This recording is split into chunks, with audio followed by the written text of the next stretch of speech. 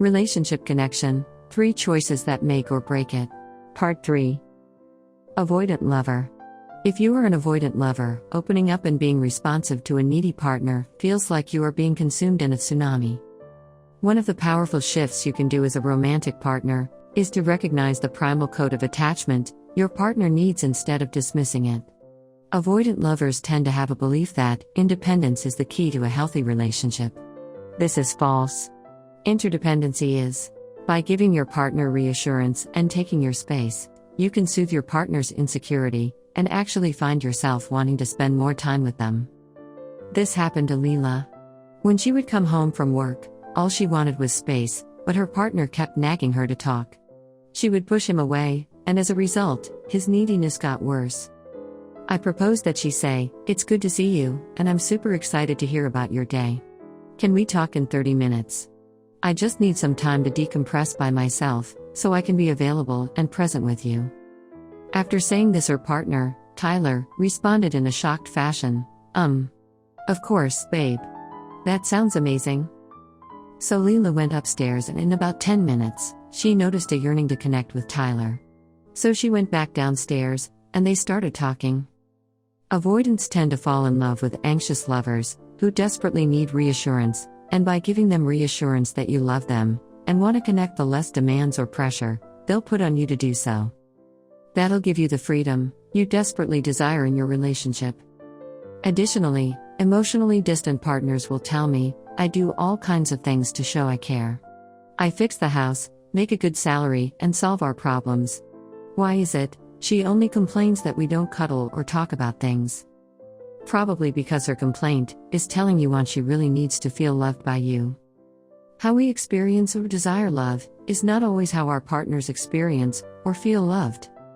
You are responsible for expressing missed bids. There will be times where you will unintentionally miss your partner's bids, and they'll do the same to you. If the bid is something you really want to connect over, take it upon yourself to try again. Remember that it's highly probable that your partner just wasn't paying attention. Even the masters of relationship connection occasionally have one partner who is sad, or even excited to connect, and for whatever reason, their partner isn't tuned in. In these instances, it's important to assume positive intent and assume your partner may be tired, annoyed, or distracted. Many couples don't seem to think a partner's negative response to a trivial bid matters that much. It's accurate to say that turning away from a minor bid is not going to send a relationship into the abyss of dysfunction. But recurring unhappy endings to bids, without dialogue about what happened, will erode the relationship. Over time, you and your partner will start to wonder, am I a priority in their life? Is my partner selfish? Can I risk trusting this person with my heart? As this happens, partners will flip the switch of their love story into a negative perspective. Research shows that when this happens, partners miss 50% of each other's bids, because our minds are designed to focus on what we believe. That's why it's vital to discuss missed bids, both big and small, so your partner is aware of what they missed. Every bid is a moment you can use to truly connect. As you do this, you'll keep your relationship in a positive perspective, and build intimate trust and passion in your relationship. You will miss bids and you will protest. No matter how hard you try, you are going to miss an enormous amount of bids from your partner. Emotional connection in a relationship is a dance of connection and disconnection. As a result, conflict is inevitable in a loving relationship. Instead of seeing conflict as a bad sign, you are now aware of its purpose, reconnection.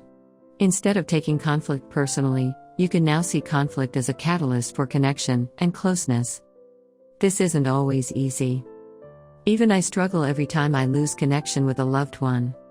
I have to sit in the micro moment of choice and decide to blame, to control, and to get revenge, typical anxious behaviors, or to dismiss, to shut down and shut out, typical avoidant behaviors, or to slow down and tune into my own emotions and needs, and express them while attuning to my loved one's emotions as well. Both your partner and you will protest connection at times. We do this unconsciously. In past relationships, when I protested a lot, I remember thinking to myself, I don't know why I called them 23 times in 15 minutes. This is normal. Our protests are driven by a primal panic of being unattached to our lover. Our evolutionary instincts tell us that disconnection is equivalent of death, so it's very easy to get swept up in these feelings and protest from time to time. The more aware you are of your protests, the less you will do it, and the more you will vulnerably express your needs, so your partner can meet them. The profound passion of emotional relationship connection. In a healthy relationship, secure attachment, sexuality, and supportiveness all come together in a dance of beauty. Partners create a positive loop of closeness, responsiveness, and desire.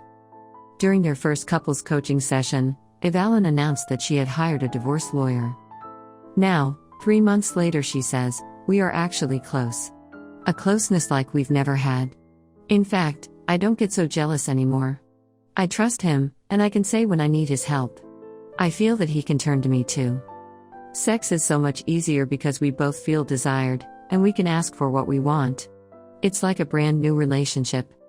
An emotional relationship connection is the baseline of our attachment needs and the foundation of an amazing relationship. In fact, sex is mind-blowing when there is a safe connection to explore our wild side. The risk of profound eroticism does not come from superficial novelty, such as new lingerie or new positions. Those can be fun, but it comes more from our ability to stay emotionally connected in the moment of being truly naked, of being emotionally and physically vulnerable. Couples often highlight the honeymoon phase of a relationship connection, but that is the overture of passion. An emotionally connected relationship is the symphony.